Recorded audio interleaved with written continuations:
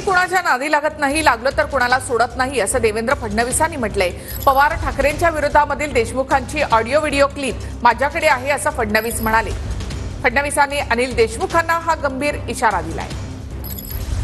ते सातत्याने आरोप करतायत तरी मी शांत आहे, कारण मी अशा प्रकारचं राजकारण करत नाही, कोणावर डूक ठेवून राहत नाही। पण माझा एक सिद्धांत पक्का आहे, मी कोणाच्या नादी लागत नाही, कोणी नादी लागलं तर सोडत नाही।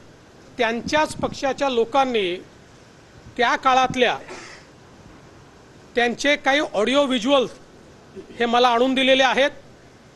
त्यामध्ये ते उद्धव ठाकरेंबद्दल काय बोलतायत, ते पवार साहेबांबद्दल काय बोलतायत,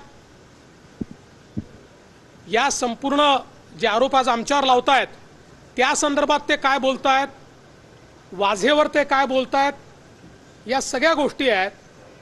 माझ्यावर वेळ आली तर मला त्या पब्लिक